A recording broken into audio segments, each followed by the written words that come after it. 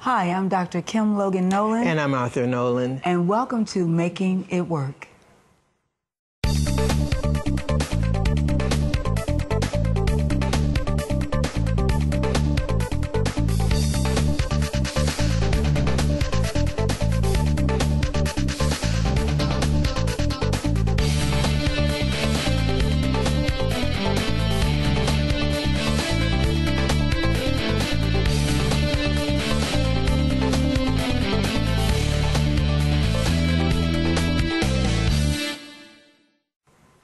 Our topic today, death and dying, loss of a child. Arthur, this is a very sensitive topic, and I want to share some statistics with you that I was able to research. Okay. This is September the 2nd, 2010. Murders of young black men rise. 2 killed each week. Detroit struggles to curb violence. And I want to also share, for black males in the city between ages 15 and 24, the chances of getting murdered has risen rapidly in recent years, increasing from 79 in 2005 to 102 last year. The number reached a high of 115 in 2008.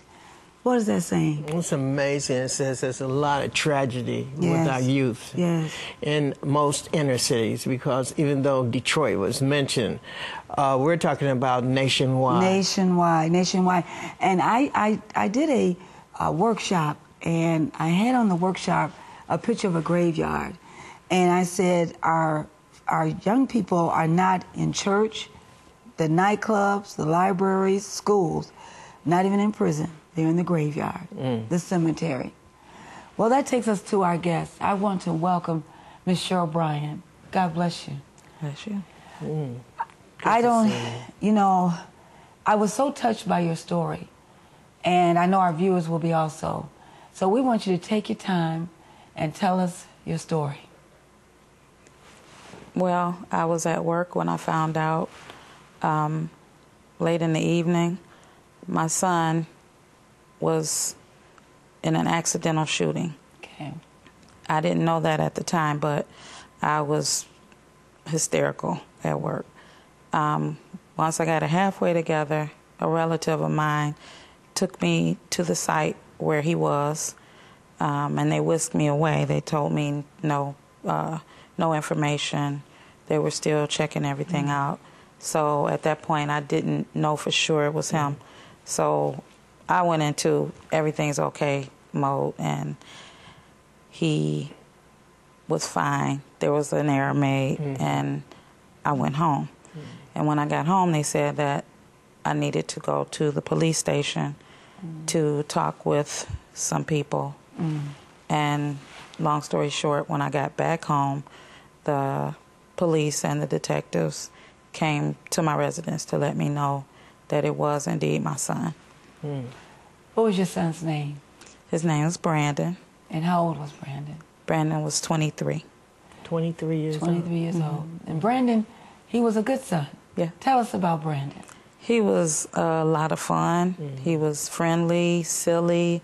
I always called him a social butterfly. Okay. When he was in school, I didn't have any big problems. Just he was a talker. Okay. And he was really just a fun, friendly person. Was he into sports? Yes, he was into sports. He was a basketball player. He grew to be 6'9". 6'9". 6'9". He was really tall, and he had the build for a basketball player.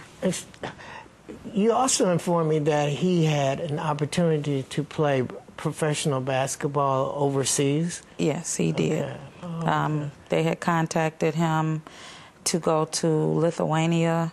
It was someplace that I had never even knew anything about. So, yeah. Well, tell me about, it was an accidental shooting. Yes. Can you tell us what happened? As told to me by the detectives, what happened was my son and a friend of his were waiting for a ride, and the ride that they were waiting on was at the front of the development that they were at, and they were in the mid section of it. Okay. And while they were waiting on the ride was calling back to them to find out exactly where to pick them up at. Okay. Meanwhile, another car that was identical to the car that they were actually waiting for came up, and they approached it to get in for the ride. My son went to the back driver's side door, and his friend, I guess they were like walking up from off to the side, and the person, as far as I know, jumped out shooting. And thinking that it's something. He didn't really, he must have felt some type of fear at that point. Not your son, I'm talking about the gentleman that was in the car. I'm assuming, yes. Okay. Were there other passengers in this car? Yes.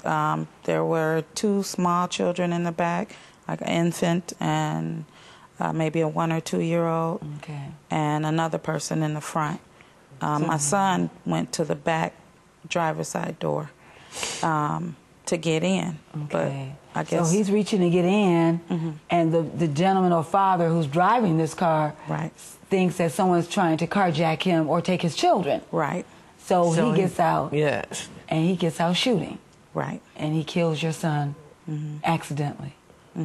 So he was dead at the scene. I think so. They wouldn't tell me anything, but what I saw was a sheet with someone under it, and it was told to be my son. And when you first saw your son under the sheet, you didn't know at that time that was him? No, I didn't. I put myself in the mindset of it couldn't be him because my son was really tall. And what I could see was, I guess, the person crumpled up in my mind, and it couldn't have been him because he wasn't tall enough. Now, so you went to the site where he had fallen? Yes. So, okay. But they never let you see his face? No, they wouldn't let me even go near they said it was a crime scene. It was being investigated, and they sent me back. They sent me away. So when they called you, at what point did you have to go down to identify him at the morgue? That next morning. Okay. That must have been something extremely difficult for you. Very, very surreal. And now here you have a young man who's not selling drugs, going to school, going to work, doing what he's supposed to do, and he's a part of these statistics. And has a tremendous opportunity for a future because he was being considered to play professional basketball in another country. Still, yes. And still. So take us through what happened when you went down to the morgue. I went down to the morgue. They had me sign in, and they take you into a room, and there's a TV screen, and the person who you're coming to identify shows up on the screen, and it was my son. And he looked like he was sleeping. Just sleeping. What was your first reaction? What was going through your mind? What happened? I barely remember. I fell to the floor. You fell to the floor? I fell to the floor. And crying, and I kept looking, though. I kept looking at the screen because I don't know, I guess I went into a mode of, it's a mistake. And maybe he'll move, and it'll be a mistake. So you were waiting for him to move, to confirm that it was a mistake. So eventually, somebody must have brought you to the morgue. Right. Okay, so eventually the decision was made to take you back home. You know, how did you feel when you got home?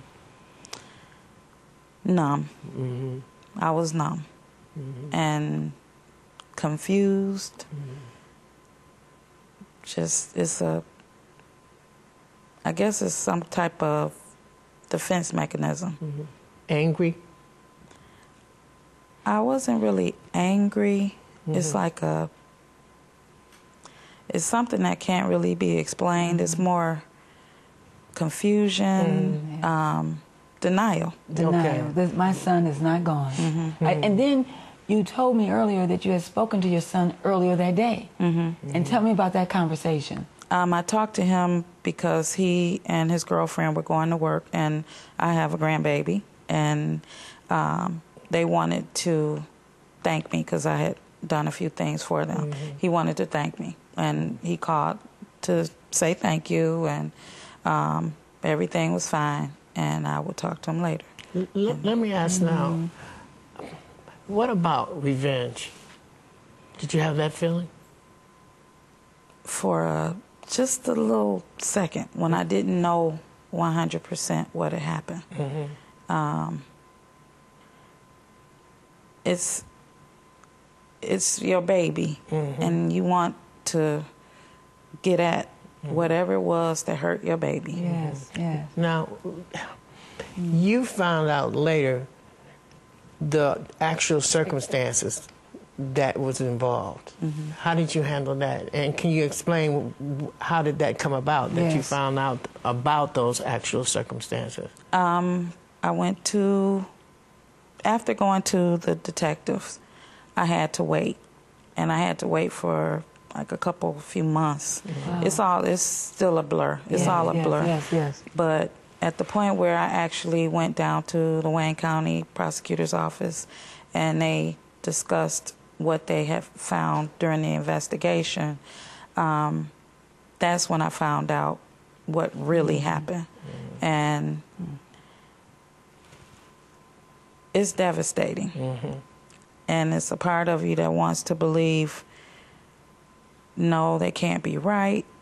But then it's another part, you have to rely on the professionals, the officials, because you weren't there. And I was hurt. Just and the heartbroken. The man was carrying it was a registered weapon. And he was licensed. He was licensed. He was licensed. Protecting his family. And it was an accident. Right. Have you and this gentleman spoken face to face? No, that's still the unknown part that I wish I could address, but I'm scared to address it. And has anyone suggested that to you, like the police officer, or has he tried to contact you or anything like that? No. Okay. Because it was an accident. So is the case closed? Have they sent you a letter saying that the case is now closed? Honestly, I don't know. I assume that it is because I was able to, put him in his resting place, but I don't know for sure. I'm pretty sure it is, but I still have yet to have a police report, and I'm kind of scared to get it because I don't know. I know what they told me, but I haven't actually read the police report. Right. Now, you also have another son. Yes. So how has that impacted the relationship that you have with him? We are always close. It's made us closer. It's made me question different things. Like, I've always been a single mother, and as a single parent, you question the things that you do with your kids and whether you made the right decisions on down the line. But he's okay. He's handling things pretty well. It's just moving along. He misses his brother also. He definitely misses him. How has your days and nights? I know you're back to work. Does that help? Yeah, that helps a lot. And I didn't.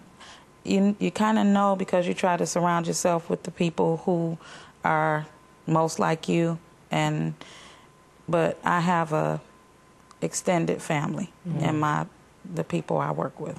Well, and then you have a church family also. I have a church family, definitely. I mean, everybody really rallied around me and my family and had the utmost respect and support for all of us.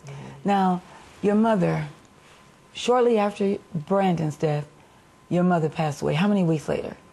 2 weeks and 2 days. 2 weeks and 2 days you lost your mother. And I remember you sharing with me that your mother called and said, come get me. She was in a nursing home.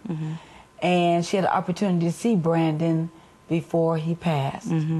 So believing that God was working things in motion. Now, how have you been able to deal with, I know people go on, you have to fight your way through this, but being able to look at your life today and say, I've lost my son and I've lost my mother. What is going through your mind? I have had so many different thoughts. I've had heartfelt. I've had.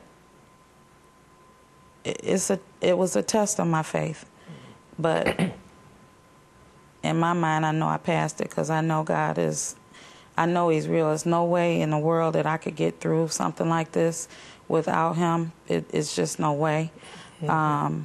I had to be really strong the night I found out my son got killed because my mother, her health was not that good, mm-hmm. her heart, and she actually passed from a heart attack in her sleep. Mm. But at that point, it's like I had to hold myself together because I didn't have anyone at home with me at that point. At that point. So let me ask you,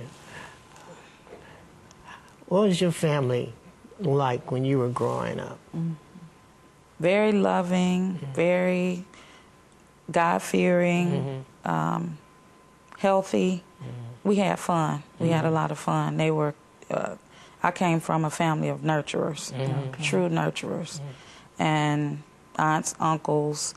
I'm my mother's only child, but mm-hmm. all of my family had a big family, mm-hmm. and caring, loving. Mm-hmm. Do you still receive that now?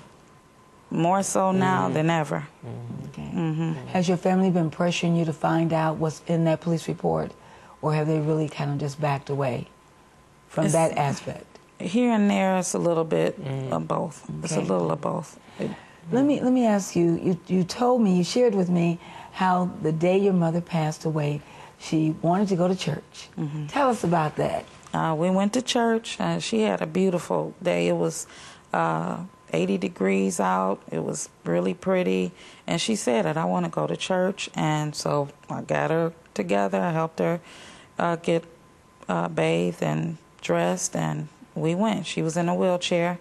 And at church, she wanted to stand up. She wanted to get up, and she wanted to praise. Mm-hmm. She just was a powerful, just a power pack that mm-hmm. day. Mm-hmm. And that's what she did. Mm-hmm. We went and she sang, and she had a good time. Mm-hmm. She really enjoyed it. So you came home, went to dinner, mm-hmm. and came home, and she took a nap, mm-hmm. and she passed away. Mm-hmm.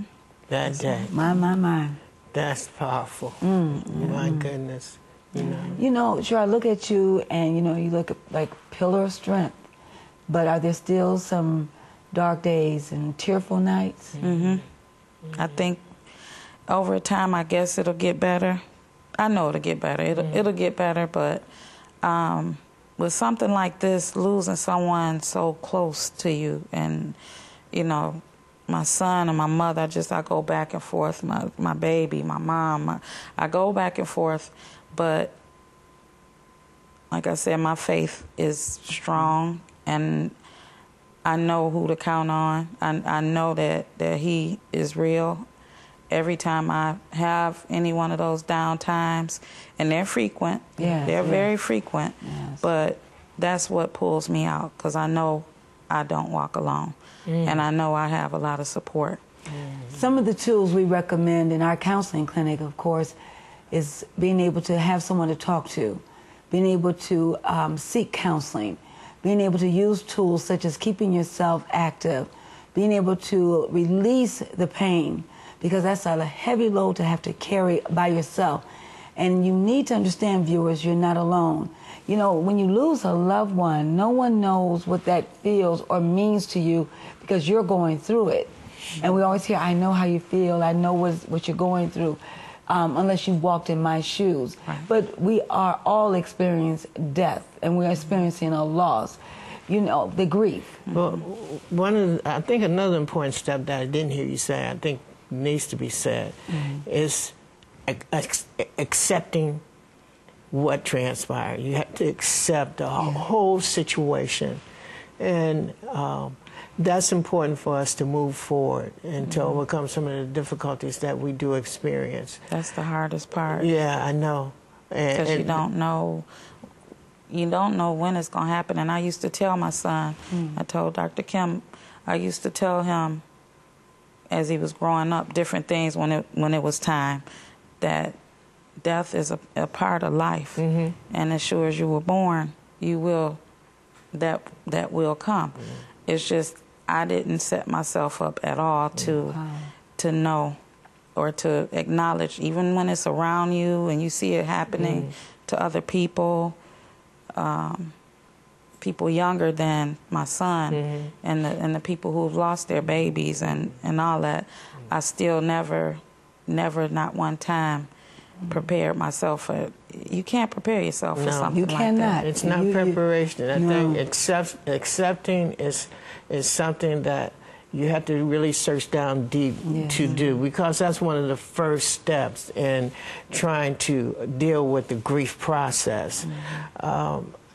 Another thing, I know you indicated that right now you're in your relationship with your son, your next son. Is he the oldest or the youngest? He's the oldest. The oldest son is good and protective, I would assume.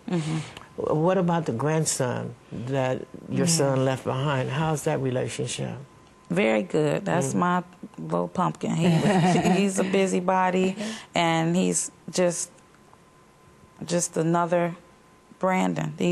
His name is Brandon Jr., but he's just like him. He's got mannerisms like him, things that you can't pick up. He just turned 2.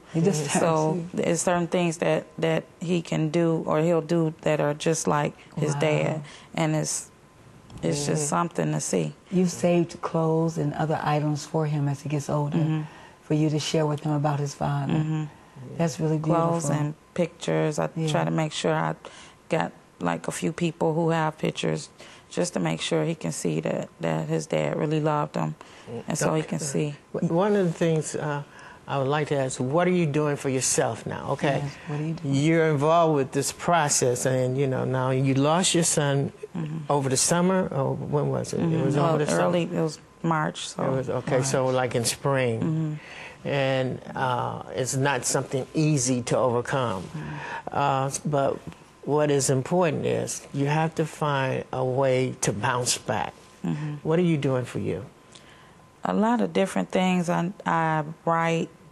Work helps. Yes. I love to shop. And okay, we could have cut that part out. I try to be around my family and my friends a lot. I talk to them often. I'm trying to tap back into the things that I used to enjoy doing. Good. The shopping is good. I mean, especially being in the malls. It seems like, it would be relaxing. It is relaxing. I think it's very relaxing. Very relaxing. Sometimes too relaxing for you? No. Well, very relaxing, Let me ask you, as holidays, people tell me holidays are the most difficult time. Tell me why. Because you miss them. You miss what they bring to your life. You just miss. I'm looking forward to the holidays, but I see myself like I feel kind of I don't know, like not shaky, but it's a hard way to put it, but you are going to participate with the family members. You will go and be a part. I feel anxious. Okay. That's the word. Do they all come together and okay, so you had to cook a special plate and stuff. What's your special plate? I have a few. I can cook. Secrets. Nice dishes. Cook, okay. I love dressing. Okay. My aunt and my cousin, they're the cooks. They taught me how to cook, and they do good. I know how to fix all of it. So. All of it. So it's going to be a wonderful gathering. But this will be the first holiday without your son. Right. Yeah, so it's going to be a little different. And your mother. And your mom. Okay. You have come up with this great idea. Tell our viewers about this idea just a little bit, because we still got to work on this patent, Yeah, I have, it's a product that would help when you're out in public or just if you're at the beach or wherever you are, something that'll help you keep things clean. Because when you're using public restrooms and that type of thing, sometimes you may not have all the necessities there.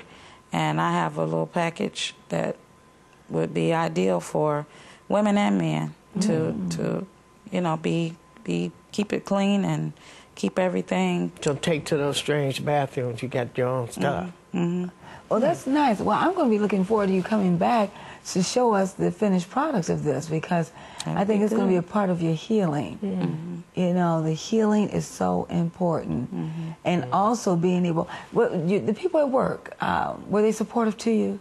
Very. They were. Very. They came out to the services, and since you've been back to work. And you also say you write, you know, is that like a journal or poems or short stories? Right now, I'm on a book. I have so many different experiences.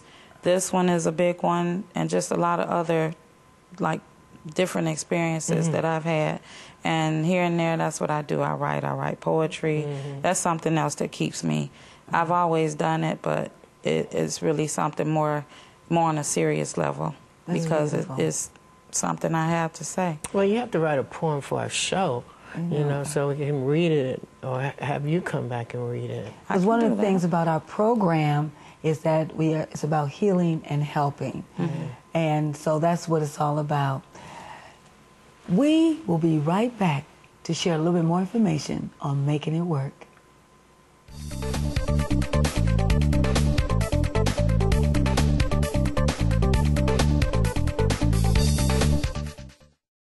Cheryl, I want to ask you a question.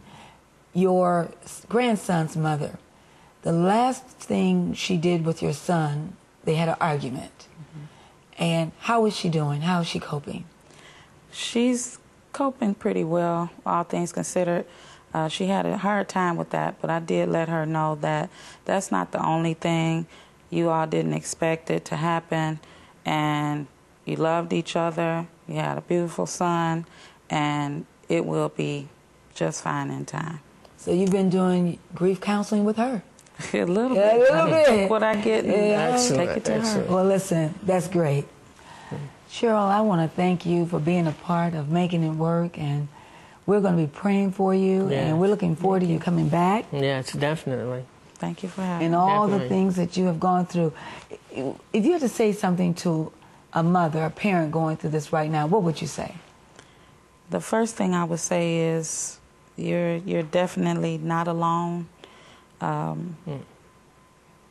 is always, he's always present. Take it all to him, and he will take care of you. All right. That's the truth. That's powerful. And that is the truth. Well, we want to thank our viewers, and we look forward to seeing you again, Ms. Bryant. You are beautiful. That's great. We thank God for the years you had with Brandon and your mom. Yes. And I know they were beautiful people. To all of you, hope is around the corner. Hope is always available through prayer and your faith. I'm Dr. Kim Logan Nolan. I'm Arthur Nolan. Let's keep making it work.